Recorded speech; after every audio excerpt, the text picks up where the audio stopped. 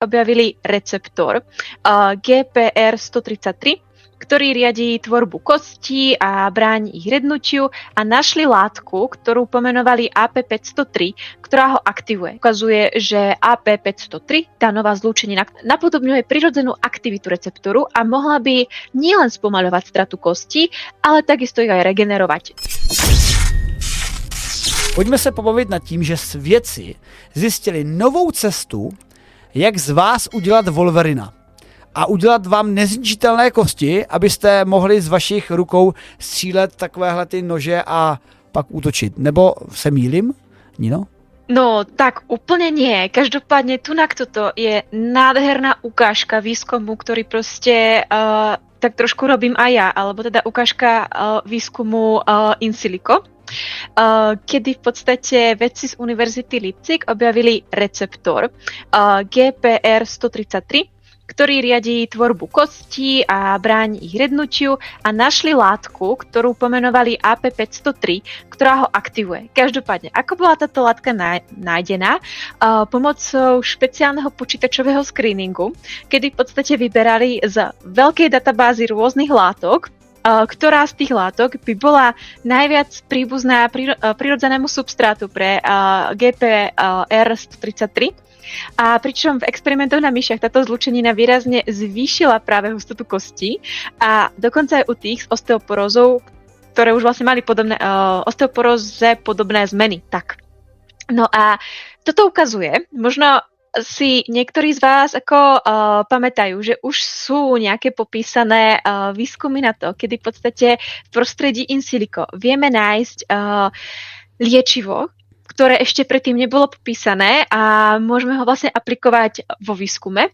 A napríklad krásnym dôkazom, ktorý už vlastne bol zdokumentovaný, je napríklad Glivec, imatinib, čo pri CML, ktorý bol nájdený pomocou počítačového dokovania na BCR abelkinázu, a identifikovali ho ako práve inhibitor, ktorý blokuje onkogénnu signalizáciu, a je to vlastne prvé cieľné dizajnové liečivo, čo je úplne úžasné. No a potom ďalší je Paxlovid, ktorý je v podstate AI počítačovo screeningovo mapovaný pre M-Pro proteázu pre SARS-CoV-2.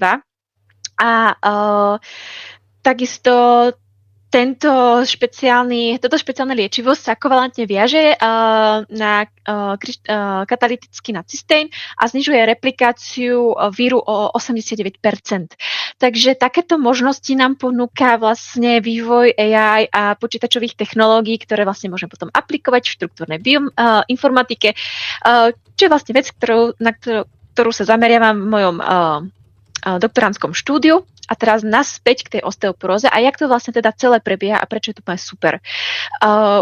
Úplně jestli můžu laicky, protože takže osteoporóza, to je takový ten problém, že když stárneš, tak už máš řídké kosti, ale také se to projevuje u astronautů, když jsou na orbitě. Celkovo proste, keď tie tvoje kosti sú viacej, ako to povedať, porovité, vieš, že je tam viacej ako tých veľkých, oni normálne sú porovité, aby to nevyznelo tak, že ako chcem povedať, že kosti nie sú porovité, oni sú porovité, ale proste, že sú redšie. Tak. Ono sa to celkovo aj popisuje laicky ako rednutie kostí. Takže si to popísal správne a ja som to v podstate iba viacej okomentovala. To isté, čo si ty povedal. No, nič, nevadí. Takže presujeme sa naspäť k tomu. Možno už teraz trošičku ako zabieham do prílišného opisovania. Ale teda, ako vlastne funguje GPR 133? On v podstate udržiava rovnováhu tým, že podporuje stavbu kostí a brzdí ich rozklad. Stavba je v podstate je to vlastne proces, ktorý je podporovaný osteoblastmi, ktoré stavajú nové kosti, a ten rozklad je zase vedený osteoklastmi, ktoré odstraňujú ako keby to staré kostné tkanivo. A tým pádom vlastne tento proces, ktorý GPR 133 udržiava, reaguje na mechanický tlak z pohybu. Zaujímavosťou je, že až 6 miliónov Nemcov je postihnutých osteoporózou. V Česku je to plus minus rovnaký počet a najmä táto choroba postihuje ženy po menopauze, kedy klesá hustota kostí vplyvom hormonálnej stimulácie, alebo teda ako rôznymi poklesmi hormónov. Myši, ktoré vlastne nemali funkčný GPR 133, tak stratili kostnú hmotu už ako mláďatá a to je dôkaz, že tento receptor je naozaj kľúčový pre nás a to už od narodenia. Jeho aktivácia posiluje aj svaly, čo je ideálne pre seniorov práve pri pádoch a rôznych zlomeninách, takže vlastne tam je celková podpora nielen tej kostnej zložky, ale aj tej svalovej, ktorá v podstate tvorí ten stabilizačný systém. Výskum na tento proteín, ktorý je v podstate jeden z G-coupled proteins, čo je špeciálny typ proteínov, ktoré sú vlastne naviazané ešte keby s G-proteínom, alebo teda G-proteín viazané, tak tento výskum trval 10 rokov, a zaoberal sa hlavne štrukturálnou dynamikou týchto proteínov. Táto štúdia je už teda publikovaná a v podstate ukazuje, že AP503, tá nová zlúčenina, ktorú oni vlastne našli pomocou toho počítačového screeningu, napodobňuje prirodzenú aktivitu receptoru a mohla by nielen spomaľovať stratu kostí, ale takisto ich aj regenerovať, čo v praxi je úplne nový princíp liečby osteoporózy, pretože doteraz máme len lieky, ktoré brzdia úbytok kostnej hmoty, ale toto otvára éru budovania kostí ako takých. A teda ďalšie testy sú plánované, už to je v nejakej ďalšej forme iných klinických štúdí a mohlo by to naozaj znamenať liečbu pre milióny pacientov, čo je úžasné. A také pro budúci astronauty. Tak, a takisto aj pre budúcich astronautov, ale zase keď si to tak zoberie, vieš, že koľko je žien po menopauze a koľko je astronautov. Chápeme sa. Chápeme. A takže jako, já si myslím, že takhle mně nehrozí zatím ani jedno, ani menopauza, ani astronaut, ale hrozí mi to, co jsi zmiňovala, to stáří, protože jako člověk, který již řeším svého, sorry fotřiku za tohle označení, ale velmi stárnoucího otce, který neustále padá a něco má rozbitýho a jeho nyní zlomené žebro, protože slezl z autobusu a nějak zem ho překvapila svou blízkostí a gravitačním zrychlením, tak je dobré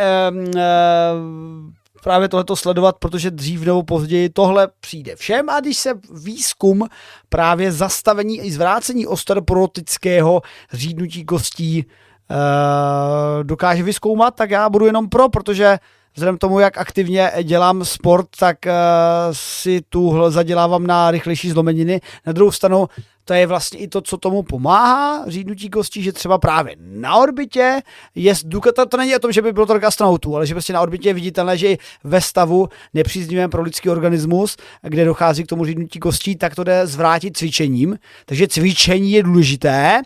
A vždycky si vzpomenu, jestli nás Láďa poslouchá, tak na našeho drahého pana domácího Kuhna z Olomouce, který myslím jako 80letý pán,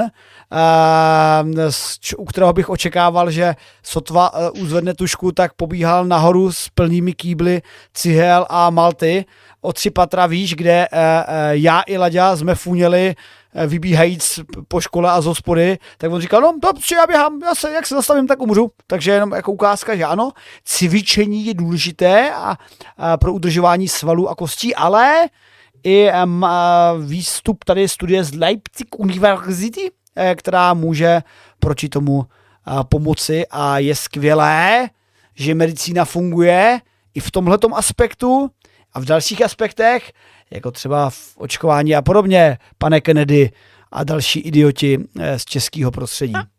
Áno.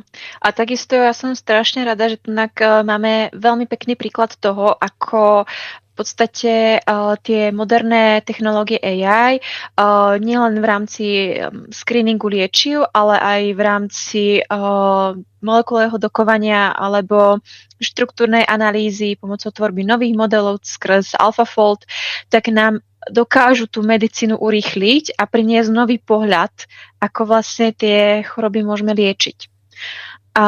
Takže to ma vždy tak strašne poteší a vravím si, že moja práca je tiež dôležitá. Tolik nejnovější novince na kanále Vydátor. Pokud se vám líbila, dejte like, koment nebo přímo odebírejte celý náš kanál.